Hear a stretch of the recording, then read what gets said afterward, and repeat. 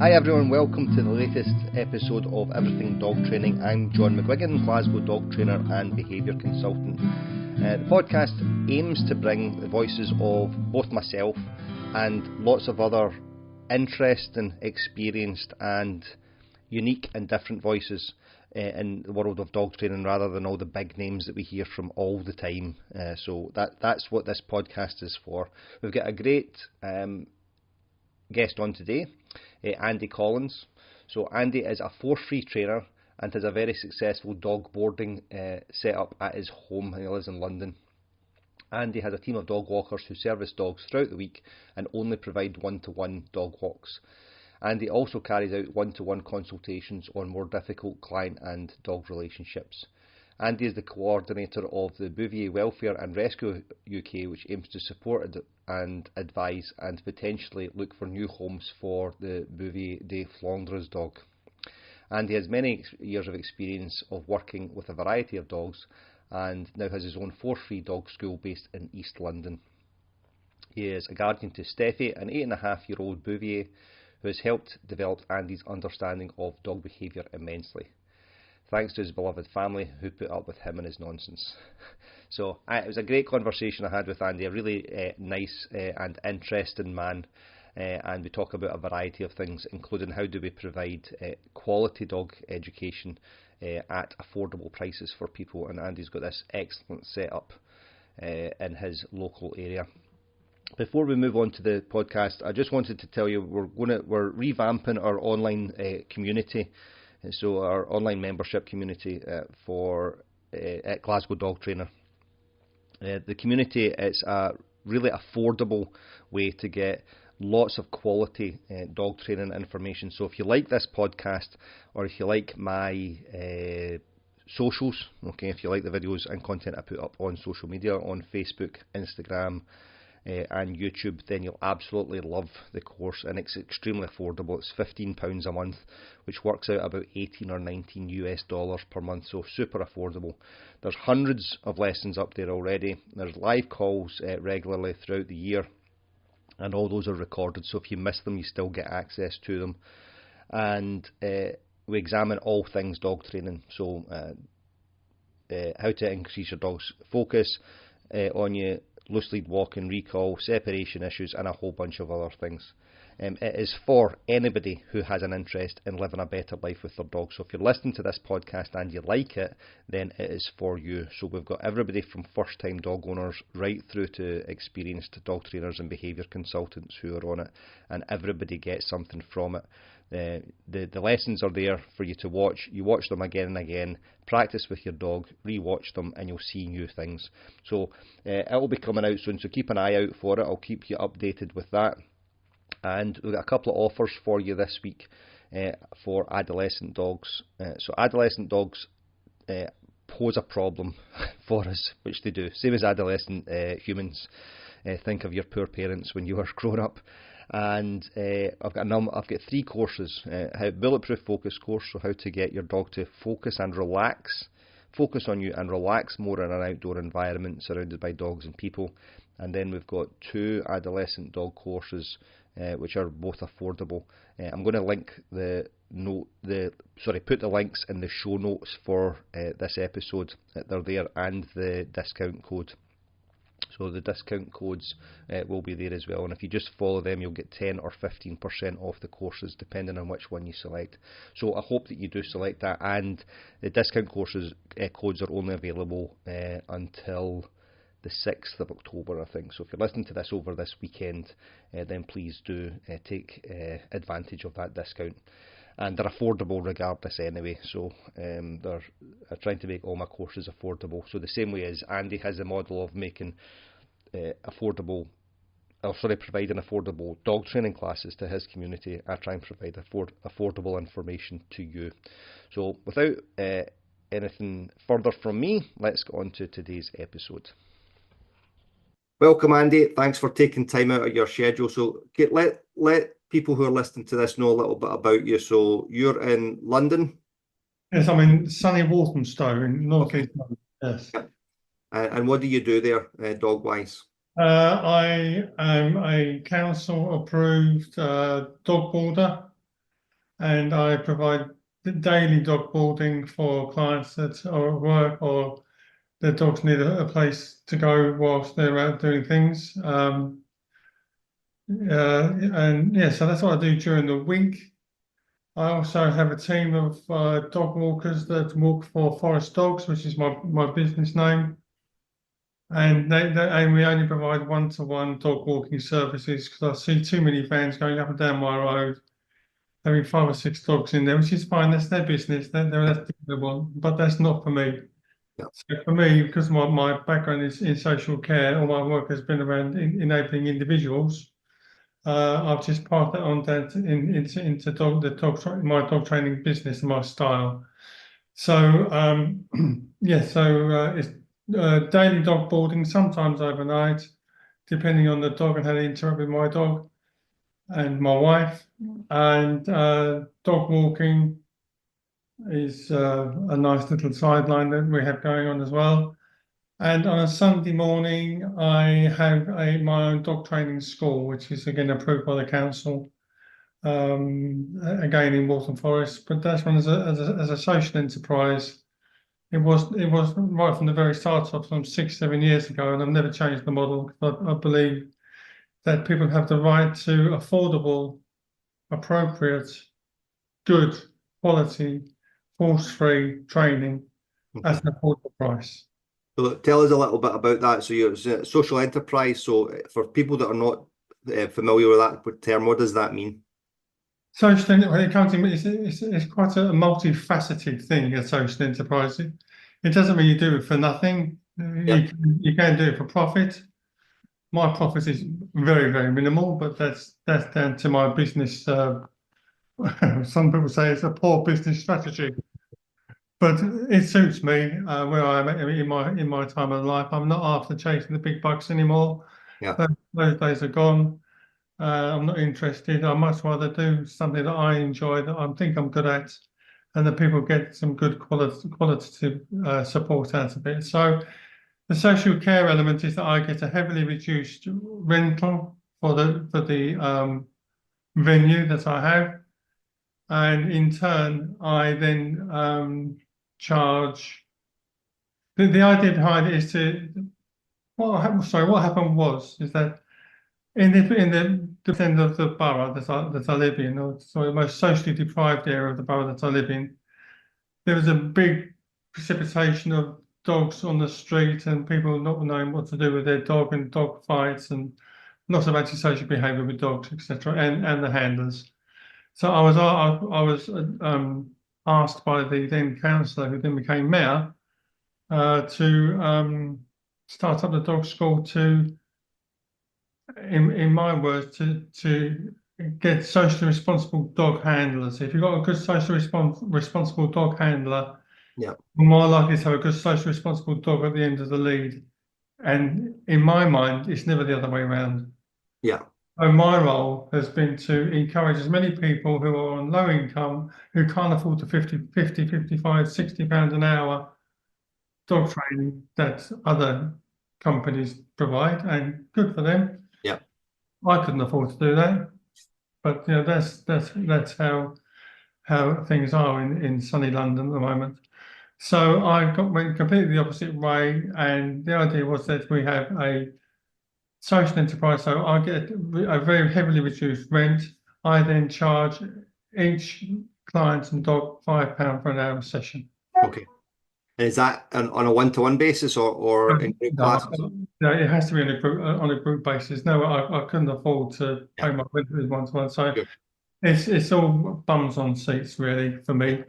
It varies because again, the idea behind it was it should be as if on a pay-as-you-train basis. Okay. So if you can make it one Sunday, great. If you can't, then that's a shame because I've lost a fiver, Yeah. which isn't the end of the world.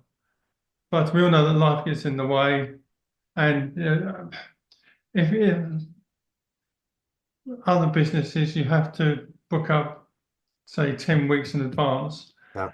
And if you are sick one week and you can't make one week, then that's tough. You've lost your 50, 60 quid or whatever. Yeah. And for me, that didn't sit right, didn't sit comfortably. So I operate on a pay-as-you-train basis. Okay. So And how many people, so on a Sunday class, how many classes would you do on a Sunday? I do two sessions between 10 and 12. So the first one is what I call the beginner's session. That's where new dogs come in and the younger ones come in. And then I do a more advanced group from 11 till 12 for the dogs that are past that and past the fundamental training stage. So we go into much more detailed training with them. And again, it depends on what the individual wants out of their dog's behaviour, what they're trying to maximise. Whereas with the beginner's class, it's much more issue-based or problem-solving based. Yeah. So in the first class, the beginner, there's lots to talk about here. In the beginner's class, what kind of behaviours or what do you cover? What education provided to the dog, and what education do you provide to the guardian, the handler, the owner? Right, I'll be completely transparent with you because I find that's always the best way forward.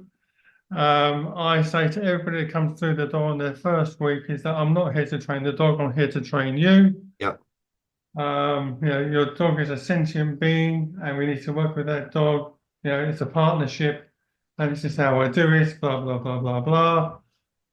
And then you get a whole ream of problem behaviours that were never explained on the application form, which is fine. Yeah, okay.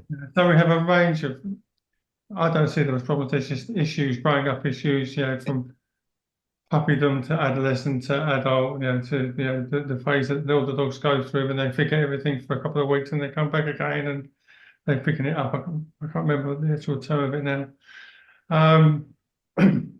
But the beginner's class is every new dog has to come into the beginner's class, regardless of age. Okay. So I have big dogs that are 2 or 3 years old in the beginner's class because I need to assess their suitability for going into the next class, and also to see how they interact with the pups and the younger ones and vice versa. But a lot of it is around engaging the handler to think in a different way. Because most people come to the school with a preconceived idea of, well, this is how we train dogs. I've seen so and so on the internet, and this is how they do it. Okay.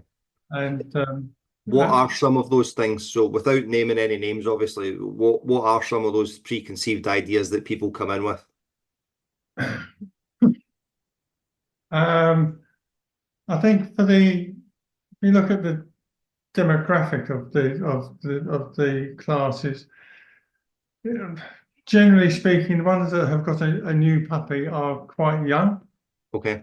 And can be quite heavily influenced by people that we see on YouTube who might use a noose lead, a figure of 8 system around the nose. Yeah.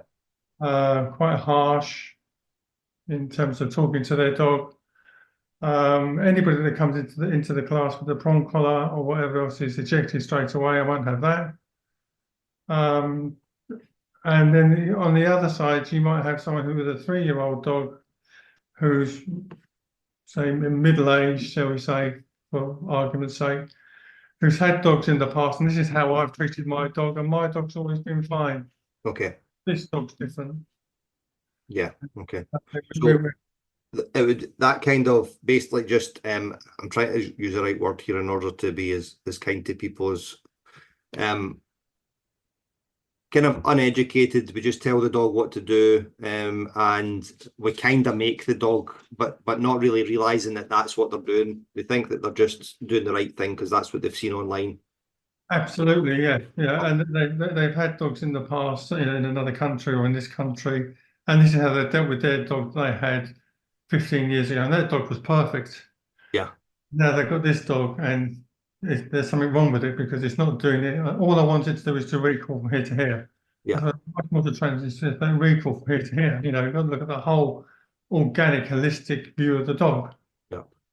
And then start to fine tune the particular areas rather than going into one area that you think is more important than another. And how do you start that education process then? I started by initially talking to the owners and trying to establish what the issues are. and they might come to me and say, I've got, for instance, this Labrador that's 18 months old. He won't do anything. He needs some obedience. He needs to come here when he's told to come here, and not just he'll come when there's a treat, but when there's no treat, he won't come. Okay. So then we start working on. So that's okay. So you've got a Labrador. Yeah, we'll know that they're basically buckets on legs. They just love food. Yeah. That's great. So let's get the food. Let's get the treat bag out.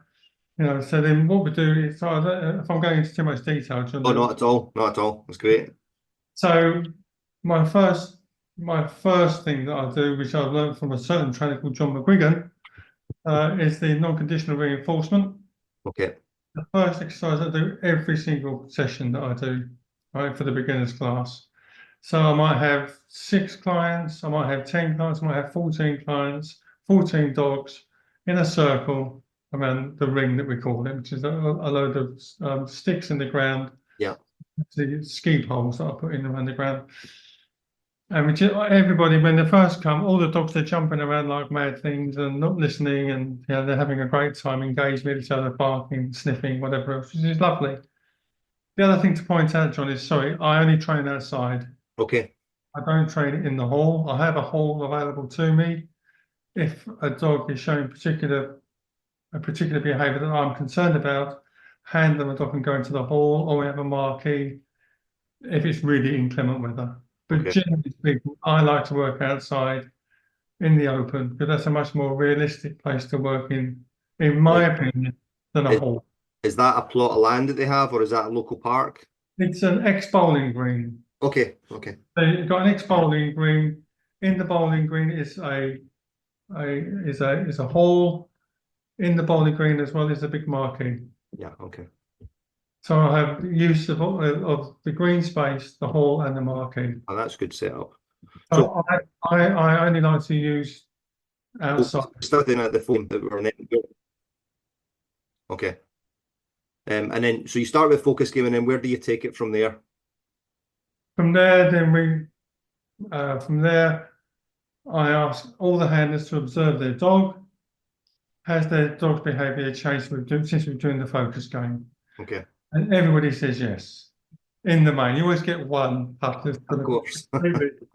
Yeah, especially if they're new, they haven't learned the routine. Yeah. Yeah. So from there, we might just start walking around the ring, looking at loose lead walking.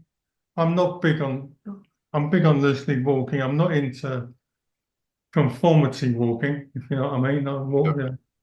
What I want is a dog to have a good, enjoyable, enriching walk without yanking the shoulders off or the elbows off of the handler. Yeah. So we will start walking around the ring, dog on the left, lead on the right, trees in the left hand, which is the biggest problem. Handler mechanics is a big, big issue. Yeah. It can take weeks and weeks and weeks just to get the handler mechanics right. Yeah. And the poor dog doesn't know where it's going. So then we'll go around the ring, then I might have some chairs out like I did last week, and we might do some, encourage the dog to go around a chair or around a cone. So it's just about engaging the dog to do different activities and to engage the handler to understand their dog a bit better. Okay. And now a couple of things there. Firstly, what changes the people? So that when you ask people the question, so you ask them, are you starting to notice change in your dog's behaviour? And they say yes. If you were to ask them what changes do they start to see, what feedback would they give you? Honestly? Yeah, absolutely. Well, they in the main they'll say, well, the dog's noticing me more. Good. Okay. And and I say, have you noticed that your dog is not barking around, sniffing the other dogs because it's more interested in you? So you've got the dog in the room. Yeah. It's focused on you because you are the giver of all things good. Yeah. And that's how the relationship should continue and develop. Yeah. You are all things good. And what I also think there, it's not just about the giving of all things good. It's the fact that we all like to be well, not all of us. No, in fact, I would say, yeah, nearly all of us. Social beings, so humans and with our dogs, we like being engaged with in a meaningful way. You Hmm. know, so the fact that the person's now engaging with the dog meaningfully, the dog's now like that, this is cool. This is a good thing to do. And they start having to concentrate, pay attention, I and think, work. Yeah, yeah, yeah. right, So all yeah. of those things are cool for a doggy. Yeah, absolutely. Yeah, I find it quite incredible when I watch the dogs and I say that mark this moment in time. For the new one, say mark this moment in time when you came in and how your dog was behaving, to how your dog's going to be behaving halfway through the session and Hmm. at the end of the session. Yeah, by the end of the session, the dog's going to be cream crackered, Yeah, yeah, or lose focus, But take a moment in time to mark this moment in time, right at the beginning of your dog when he first came in. It's completely scatty. It's like, oh, there's a dog over there, there's a dog over there, there's a dog over there, dog over there, completely overwhelmed. And now, after a focus game and doing that a few times and the repetition, which is key, the handlers do start to understand and do see that there is a change in the dog's behaviour. The other thing that they say is, oh, I've run out of treats. yeah, So, and then my treat bag comes out, which is always high quality. And I give the analogy of, well, I think you said it, I'm not sure. I give the analogy of if I went to work, if I asked you to come to work for me for £5 an hour, you might say, get stuffed. yeah, If you want to work, if I offered you £1,000 an hour, you might be interested. So the same works with your treat bag. If you've got a bag full of dried biscuits, that's the equivalent to £5 an hour. yeah, In my treat bag, I've got £1,000 an hour. It's sausages, cheese, chicken, whatever, blah blah blah blah. So then I pass my treats, I pay for my treats over, and immediately the dog senses that smell, and the behaviour is right back where you want it to be. yeah, And the amount of people that say, "Wow, where'd you get them sausages?" yeah, yeah, Well, go to your local deli, and they're cheap, yeah. and they're better for the dog than they are for dried treats. And there as well, I always think that so when I studied this stuff and it's looking at the arguments that people are coming up, they're only doing so the dog's only doing this because you brought out the big guns, you brought out the £50 notes with the sausages and things like that. However, the way that I try and explain that to people is um, I give you the most boring job in the world. Okay, so just you tell me a boring job, okay, and I'm not picking anybody's job here, okay. So processing widgets, okay, whatever that means, okay, and it's horribly boring, but I pay you £1 million a year, okay. Yeah, Now I then give you a job, you pick a job that is stimulating, interesting, varied but predictable so that so we've got varied, which means that it's interesting, predictable means that I've got certainty and I can feel safe and secure, Mhm. and it pays a proportion of that. So say if we're talking it's like 50,000, Yeah. 25,000, 40,000 pounds a year, whatever that is. Okay. And we ask the person, what job would you like to do? Most people well, I don't know how many people, a lot of people will gravitate to the lower paid job because it's interesting. So Yeah. if we're engaging with the dog in an interested manner and training interesting things, it's not just the value of the monetary value of the treat that's important. No, it's not. But you have to get past. Yeah, You have to get past when people say, "Well, yeah, the dog's only doing it for a treat." What's the term they call it? You're bribing the dog. having the dog, yeah, yeah, And no, that's a human construct. There's no value in dog training. It's all about learning the dog, engaging with the dog, and encouraging the dog to make choices. yeah, I absolutely. always say about the end, let's get your dog to make choices, but let's get them to make the right choices. Yeah, And the only way they can learn right choices is by the human. yeah, And we all make mistakes, and we're going to make wrong choices. But yeah, let's try not to pass that down to the dog. yeah, So making choices is a big key element in my training. Um, when we when we when we One of the big things I focus on in the school in the beginners class is encouraging the beginners class. I'm trying to veer away from saying the puppy class because it's beginners class. So there being two teams, Team A and Team B.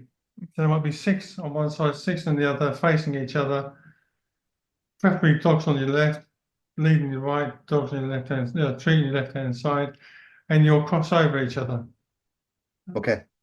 The dogs generally want to go and say hello. Yeah. The other dog, the incoming dog.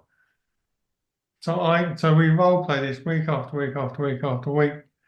We say, well, we don't know if Team A's dogs are the most vicious or reactionary dog in the world. We don't know that. We got to think, if you're in the street and there's a dog coming towards you, is it friendly? We don't know. So let's practice that and let's establish, if you want the term, slightly not very nice boundaries. Yeah. So it's encouraging the handler to engage with their dog when there's a threat coming towards them, which might be a friendly dog. We don't know. It might not be a very nice. It might not be a very nice dog. Does that make sense? So we do a lot of that. So engaging with your dog when there's someone coming towards you, be it a human or a dog or a bike or somebody in nurse's uniform or somebody with a hat. So you're practicing the skills there that your community will see when they're out in the Yes. bigger community. Absolutely. When they're walking to the school, Yeah, they come across other people with dogs that aren't going to the school, or there's going to be people in buggies and pushchairs and bikes and whatever. The dogs are always going to come across these kind of things, and we've got to be there to allow them to explore that. Yeah. And to make the right choices about, well, that's actually an okay thing to do, which in the main we can do. There are some dogs that find it a real flight risk, and they will go. Yeah. No problem. That's a different training issue there. Now, what was interesting, I don't know if you followed, I'm conscious about how much time I mentioned. So I'm fairly, I'm active on Facebook. That's how we kind of met each other, Facebook and Instagram. But I use it as a kind of, it's a little bit of a cauldron or a litmus test. I don't know what the perfect analogy would be. Okay, so I'll put out feelings about stuff and then I see what's reflected back, Yeah. And I put a couple of posts over the last few weeks about if you have a dog on lead and another dog comes into your space, all right? Yes. Now, did you see those? And they became fairly car crashy quite quickly, right? Now, one of the words which this is when I know that I need to take a break from social media or I need a holiday is how I react myself. One of the words that kept coming up saying, I should be able to go, so I should be able to take my dog on lead down the canal path and not be interfered with, right? Now, in a utopia, yes, absolutely. Yeah, that, and now, with that, a couple of things there, the sense of entitlement there starts creeping in because it's what I should be able to do. Yeah, okay, I get that. But should's not here is neither here nor there. No. Because that's not what happens outside. No, that's what right. you're doing there is so when you pay, and it's just the reason why I wanted to expand a little bit or jump in a little bit about that was when people say, well, why are we walking our dogs face to face? Because people will say that we shouldn't do that. We should be walking with more space. But you live so you're in the East End or Northeast of London, Yes. and you don't have all the time other places to go. You're walking down the street with your dog and there's a dog coming, you've got nowhere to go. Well, that's right. I mean, I've got a 48-kilo Bouvier to Flandres. Yeah. I mean, I'm a 6'8" disabled man, so when we're both walking down the road, we take up half the living street, which my wife is continuing telling me off about. When a dog comes up, the pavement's only so wide. I'm not going to put my dog basically going in the road, and in the main, she's pretty good around other dogs. She should be because has dogs all the time. But there are always going to be times when there was a time not so long ago when I was walking down the road quite early in the morning, and somebody was behind me, and we could hear footsteps. And Steffi, my dog, was looking back, and there's this woman with a small dog on an extendable lead. Okay. And the dog was running up towards Steffi's back end, Yeah. And I know I wouldn't like it. Yeah. And I know my dog doesn't like being sniffed up the backside by a stranger. Yeah. Is that a sense of entitlement? I don't know. It's in right. There's insensitive. maybe in as much as I should be able to walk down the street unmolested by others, right? Now, the point I was making about entitlement is that what was coming up from that discussion where people were saying, but I will do it regardless of what else is going on. And that for me starts becoming unsafe, you know, Yes, absolutely, you yeah. know. So you've been, and I'm not like, so you've been around the block, okay, because you're, so, and you've grown up, did you grow up in the East End? Oh, yes, yeah. Okay, right. Okay. So you've seen a bit, eh? I've seen a bit, yes, in Right. my life. Yeah, okay. So growing up in the East End and or experienced the East End of London in the 60s and 70s and then into the 80s before things and they have improved regardless of what anybody says. They have, you know. Walking down the street and being accosted by young men, you know, and the point I'm making is that we should be able to walk down the street as a young man and not be accosted by young men, Yes, by others, right, coming into our social space. But it would be remiss of our parents or your community leaders not to prepare you for what to do in that event, yes, you know. that's So we'd right. rather, yeah, of course, we'd rather not deal with that, Hmm. but we have to. Yes, 'cause it's inevitable it's going to Yeah, happen. yeah, There will be people like the lady I was just talking about that thinks it's perfectly acceptable for her dog to run up behind another dog and sniff its back end. yeah, No, it's only when I told her, I said that my dog will not like your dog, will not appreciate your dog sniffing it, so please can you stop? yeah, Oh, but he only wants to say hello. I said, well, my dog doesn't want to say hello. So then I'm called a miserable cane taker, so, but I'm protecting my dog. yeah. And you have to you have to train your dog to be able to deal with that, regardless of whether you like to or not. That's right.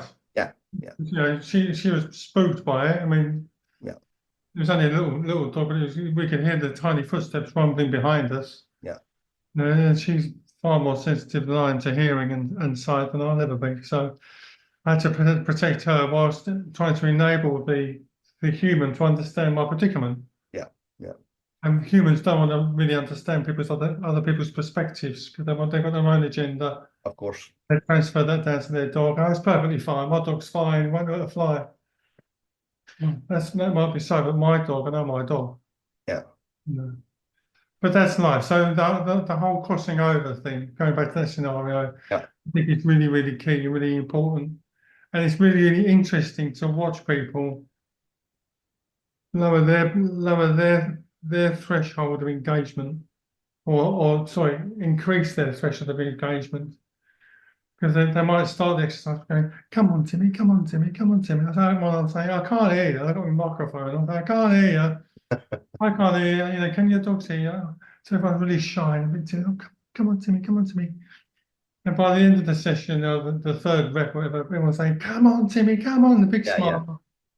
And trying to get humans to smile and to get men in particular. I say every week, because I have a good mix of men and women coming, handlers. And I say, when we stop, and I say, okay, so the female saying, can you call your dog? And I go, come on in, Brian, come on, Brian, so happy, happy, happy. And the men go, come on, Trevor, come on, Trevor. So, right, so men stop, bring yeah, up your arms, yeah, yeah, you can do it. Come on, yeah. I know. smile, open your eyes. Come on in, let's go. Oh, I can't do that. I'm too shit. They're not saying we can see in their face. Oh shit, I Yeah, I can't, know. Uh-huh. can't do that. And I started. I've got an episode together, which I'm just trying to refine about, which I'll explain more fully when I do it about the. And I'm not saying, God, for right, and I have to be careful with this. I'm not saying that men have it bad, okay, not at all, all right. And I think if we're to compare men and women, I think that women find life more challenging just because of how society's set up. But that doesn't mean that there aren't pressures and things on men not to do it. And it's not all before people start angry emailing me, right? Not at all. But you've seen there that the women in that find that easier to access the softer side of themselves, whereas guys can find that challenging. I find it very challenging when I say find your inner female self. Yeah. You're Or even Inner child. Bring up your voice. Bring up Yeah, your, yeah, smile. Open your eyes. It all helps. yeah, But I mean, it's such a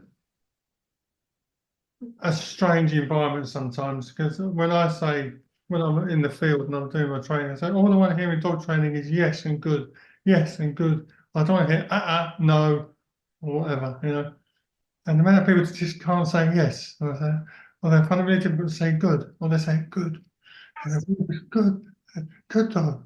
No, come on, be yeah. expressive. Oh, I know. And it's Sunday morning, so maybe people are a bit hungover from the Saturday night jogs. But in particular for the men, they find it really hard to become expressive when there's me on my microphone saying, "Come on." Yeah, that's. I mean, what strikes me about that is it's actually it's quite a sad symptom that uh so we look at those individuals, and from what you're describing there, it'll be mainly men. They've maybe never been told they've done a good job themselves. That as a child, they've never been told, everything's just been about that's wrong. And I know that both sexes get this, okay. But if women can do it easier than men, there's something there. Do you Mm, think that so you're 6'8"? yes, So that's well over what 2 meters, 210 or something like that, isn't it? yeah, something like that, 2, 3, I Right. think. Yeah. Mm. So there's a well over 2 meters, and you're this kind of big Eastender. Does you doing that help? Does it help the men, the fact that you can do it and you can model it? I have no idea. I mean, Because you're this big man and you've been you grew up in London and you've done a bit, you've had yeah, a little. yeah, I mean, I suppose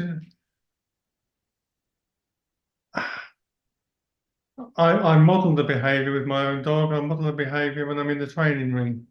Yeah, You know, but still, there's this reticence, particularly from the men. They're still going saying, "Good dog, good dog." So no, that sounds like you're telling it off. yeah, yeah, So smile, open your eyes, look at your dog. Yes, go on, here. Yes, yes, yes.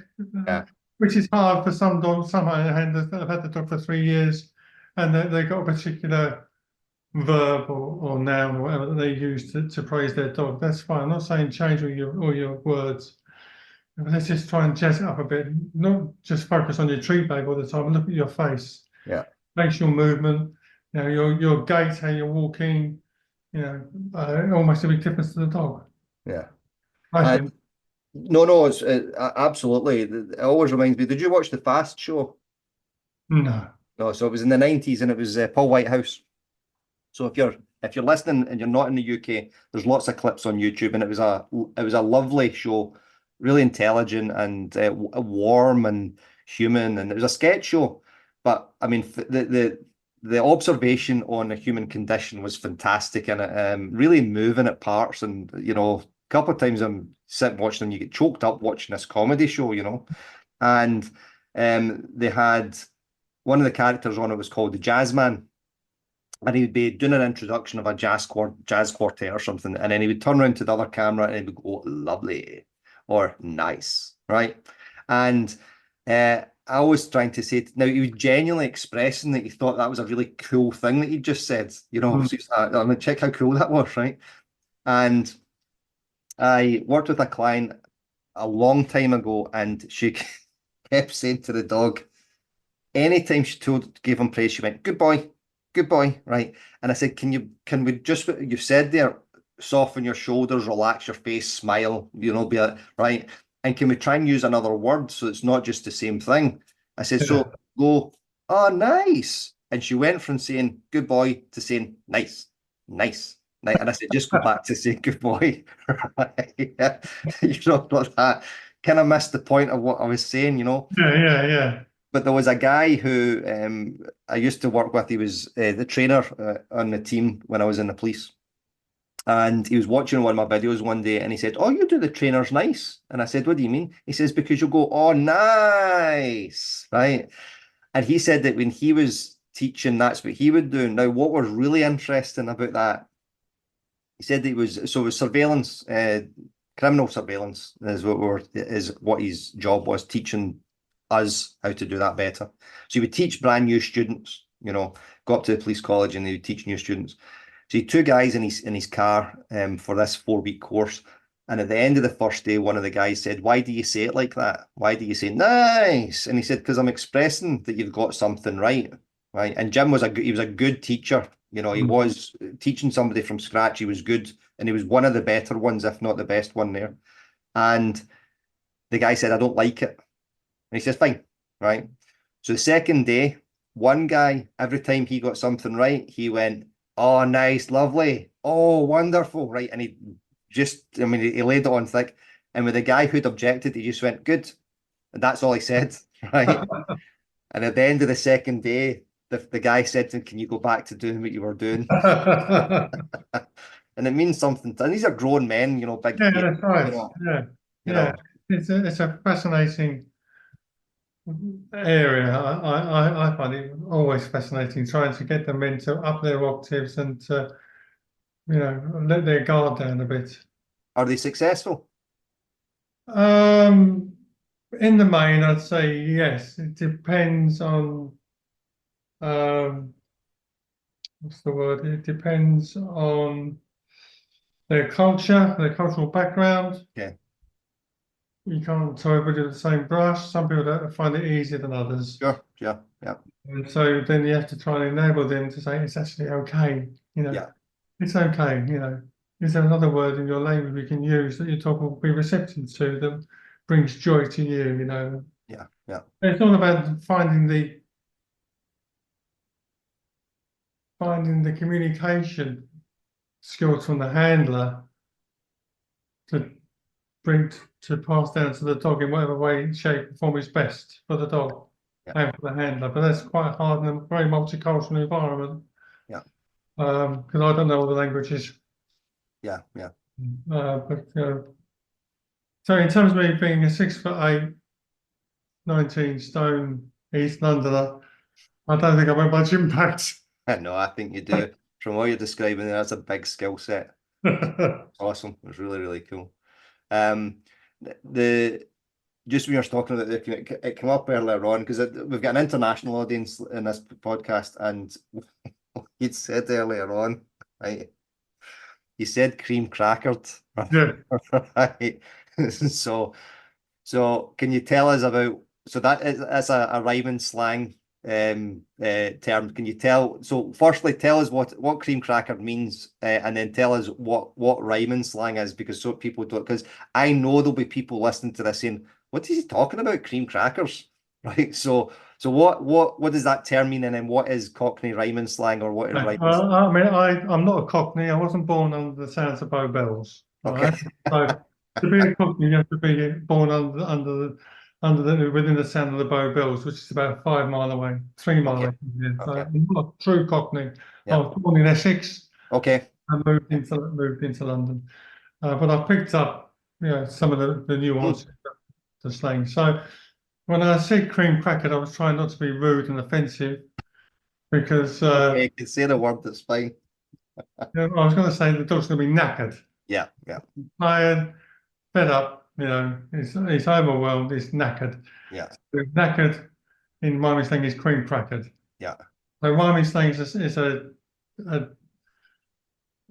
mix up of different words from people in the East End to mean different things.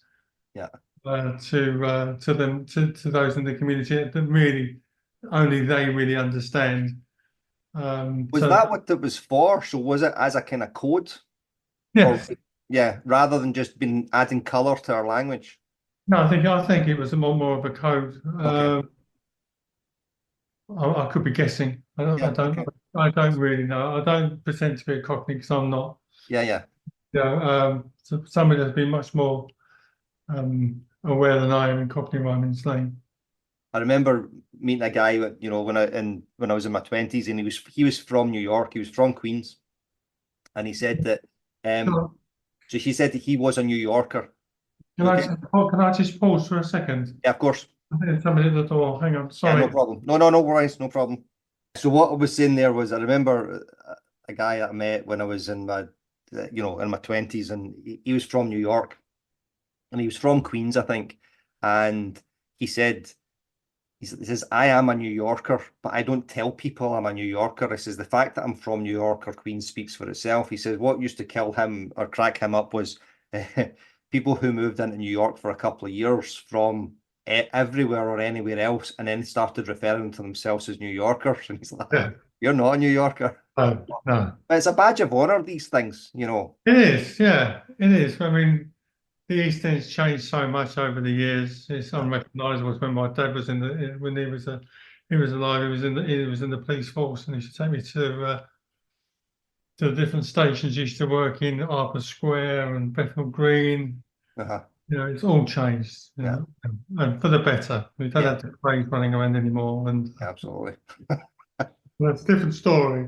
Yeah, we're still making romantic films, starring Tom Hardy about them, though, aren't we? Oh yes, but they haven't taken down the Blackwall Tunnel Bridge yet, which is where they apparently have dumped loads of bodies. Yeah, but that's a different story. Anyway, we digress. Yeah, that's okay. Right. What was just circling back to when you're talking about so you've got your dogs in your group and you start moving them around in loose leads, and you're doing loose lead walking. So if you were to look at that, that looks like a fairly traditional dog training class, but it's not, is it? To my mind, it's not. Yeah, and why not? Because I have experienced in the past, positive and negative, I've experienced in the past traditional dog training methods, i.e. in a hole. Everybody does it in a hole. Yeah. Because of the weather, because of the time of day. So everybody does it in a hole. Yeah. So that's where I really got my kick, my push to deliver training outside, because I think that's much more enriching for the dog. Yeah. And harder for the handler to manage. Yeah. Which I think is important. Of course, yeah. You know, and I say to them, look, you know, I think I'm fairly good at what I do. If I took your dog into a hall, like into the hall that we've got on a one-to-one or a small group in a hall, I almost guarantee after a couple of weeks we could get really exceptional behaviour in a hall. Yeah. But take that dog outside into a more ordinary, enriching environment, you know, that environment's going to change and skew that dog's behaviour. Does that make sense? Yeah, absolutely. And there's a balance there, isn't there, between I worked with a German Shepherd today. Yes, I saw the video. So that's a different one. So that was from yesterday. So another one for today. Yeah, the dog yesterday, he's a big sweetheart. He's a glorious dog. Again, yeah, he's so cool. I'm fortunate enough, it happens probably about half a dozen times a year where I think, yeah, I'd quite like you to come home with me. He was one of them. And I'm not a huge fan of German Shepherds, but I really like this dog. I had one today, and we are doing a lot of work in the garden just now, but there's a big skill gap between what the dog's capable of and what the owner is capable of. So we work in a relatively limited way. But there's a balance there, isn't there, between making it working outdoors, which makes it harder, but if you put it indoors, then it's so easy that it actually doesn't apply anywhere else. That's right. That's right. I mean, working because I mean, when I go on a Sunday morning, because my session starts at 10 o'clock, so I get there about 8:30 to set up, because I'm a numpty. The foxes are all sunbathing, you know. Oh, wow, okay. You know, so that's great, sunbathe away, you know, because the dogs are going to be here soon. Of course, what do the dogs do? Go straight for the fox crap. Yeah, of course. You know, because that's what dogs do. Yeah, yeah. It's enriching. Yeah. Things like hell. Get your tomato ketchup out, put it all over the dog, it's gone. Yeah. And there's a lot of foxes in London, eh? There's a lot of foxes, a lot of rats, a lot of foxes. Yeah. And where I am, because I'm just on the borders of Epping Forest, there's lots of muntjac deer. Okay. So the dogs go absolutely ape when I take them out the back garden. I've got a back gate in my back garden and go straight into the forest. Okay. The main reason why I bought the house back in 2000 is it goes straight into the forest. It's amazing. Nice. Yeah, you wouldn't believe you're in London. Yeah. You really wouldn't. So you bring them in and you get them, you're set up, and that's so again, it's bringing them in from, it's a teaching environment which has some real world, or a lot of actually real world applications. Absolutely, yeah, absolutely. Because the dogs have to manage, or the handler has to manage the fox crap on the floor, Yeah. which we try to pick up if you can. It's not a very pleasant thing to do, but you do your best. There's cats around, there's squirrels, there's in the park. It's amazing. Yeah. It's a great learning experience the whole hour. The handlers don't see it. I see the squirrels running around. The dogs see the squirrels running around. The handlers are looking manically for the bit of sausage in their drink bag. So they miss the whole the wider orientation of the class. So for me, I think it's an amazing experience for the dogs and for the handlers. Yeah, cool. What's your ultimate aim with so if you've got a mission statement or a vision for your project, what does it, you've touched on some of it, we'll expand a little bit on that. My vision is is my vision is hampered by my business acumen, shall we say. That's okay. No, I run a very successful boarding business during the week and dog walking business during the week. It's great. It far exceeds anything I could ever imagine. Right? I'm nowhere near what I used to earn in social care. I have my own businesses, Yeah. my own business. That's a different story. Um, so my vision for the club is to make it affordable and accessible to anybody, Yeah. regardless of the level of income. That's my number one aim. That's my number one aim. And for it to continue after I finish doing it, because I won't continue to keep doing it for another 10 years. I'll be too old. It's even more crotchety.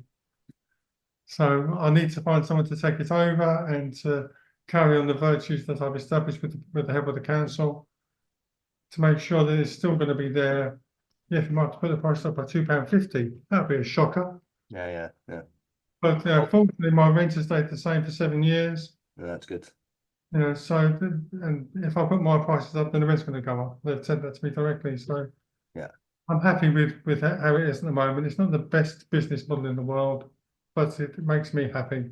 Yeah, absolutely. And it gives something to the community that they wouldn't ordinarily have. Yeah.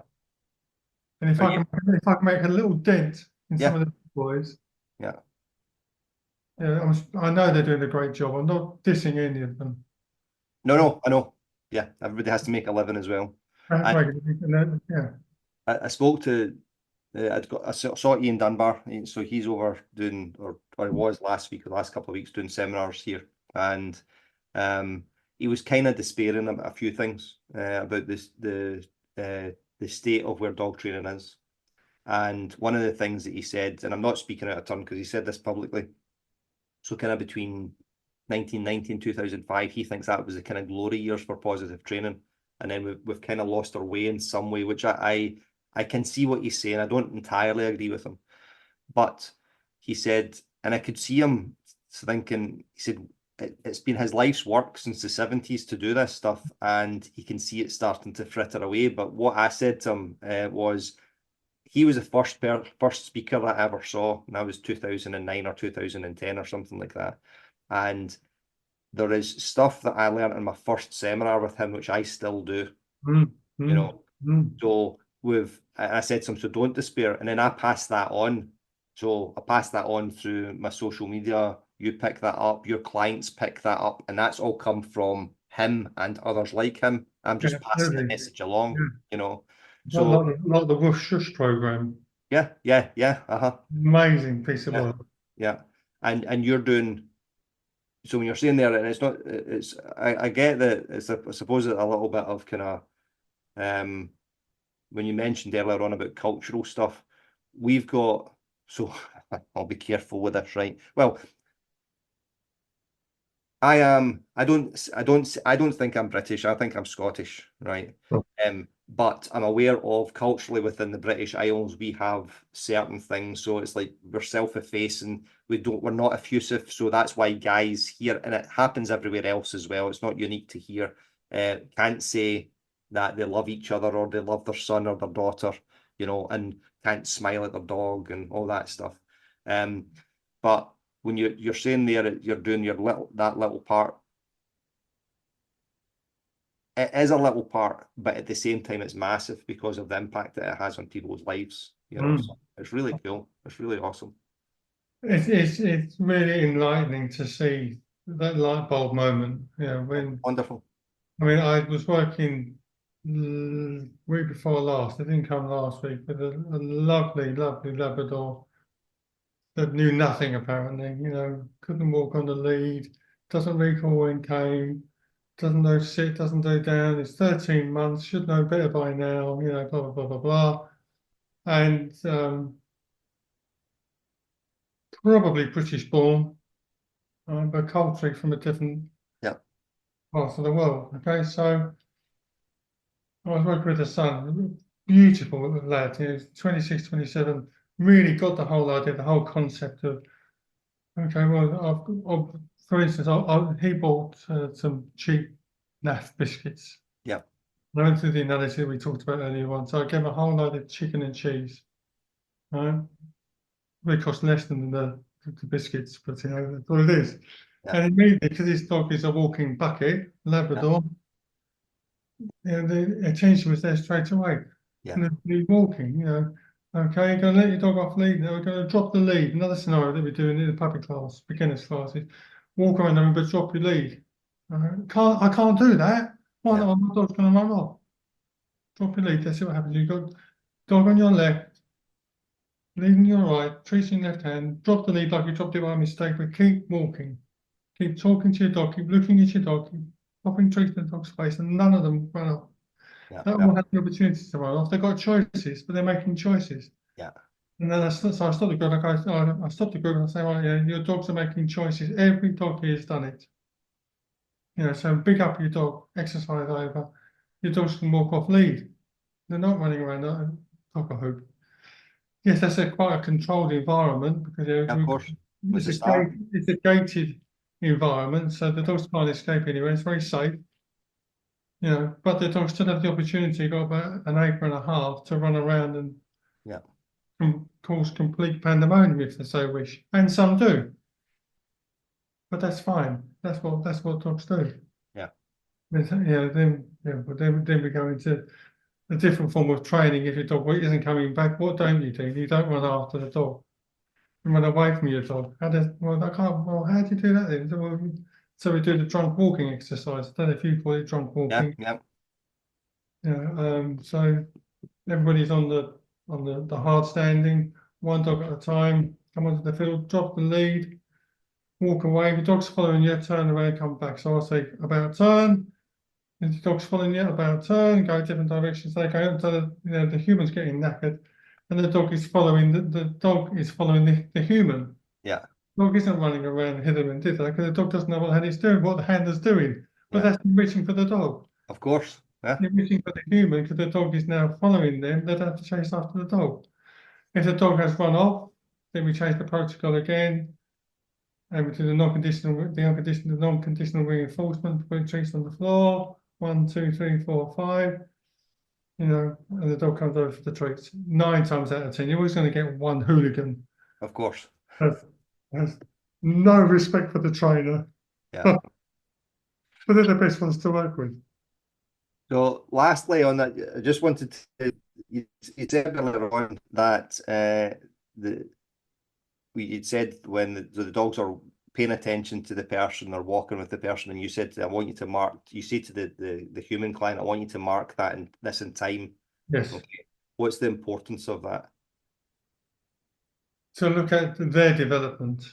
And I say there as in a holistic view. It's the human and the dog. Not just the dog's development, but mark that moment in time for both of you, because you are learning something new. Your dog is learning something new. So mark that moment in time and see how you progress. If you continue to come every Sunday morning, Yeah. the next weeks, months, years, whatever you want to do, go back to your first memory of doing something and how you can progress yourself as an individual, as a human, to enrich that dog's behaviour.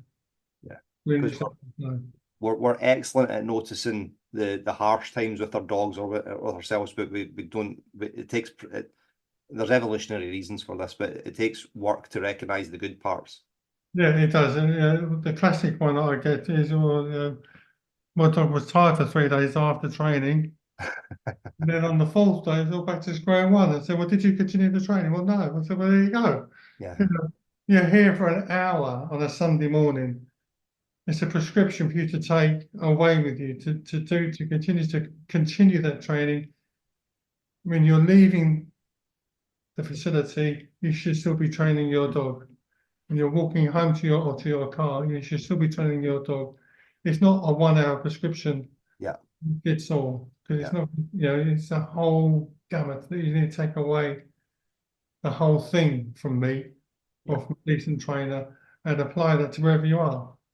And that's really, really hard. Yeah. Just building habits, eh? Building habits, yes, absolutely.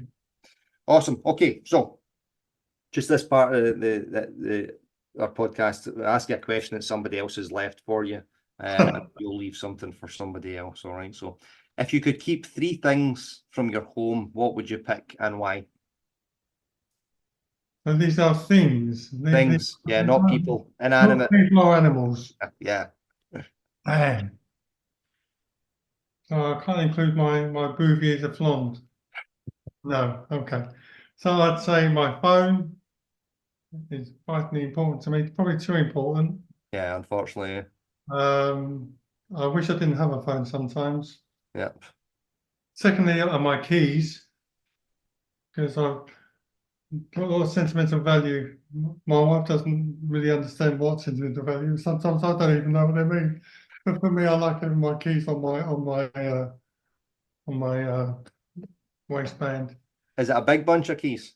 Big bunch of keys. It opens the house up, the garage, the shed. Okay. But not my car keys, because they've got to be somewhere safe. Yeah. You don't get the buggers come around and nick their bloody car. Yeah. And the third thing would be my treat bag. Yeah. And just because of the importance that has in your life? I very rarely go anywhere without my treat bag. Because if I'm out with my dog doesn't normally have treats. She likes water. Okay. So my wife showed me this. Well, Steffi doesn't need sausages and stuff. She's thirsty. So take a bottle of water with you. And she'll come back for a bottle of water. Amazing. Yeah, I know. Just what she likes, eh? Amazing. Almost every time. Yeah. Perfect. This has been wonderful, Andy, so I really appreciate it. Hang on at the end, because I'll have a chat with you just when we finish recording. But do you have anything you want to finish up with? A thought for anybody? No, I just think it's been a very enjoyable hour, and I hope I've not bored the pants off people. Oh, not at all. It's been really good. There's tons of stuff I could delve into, so we'll get you back on, all right?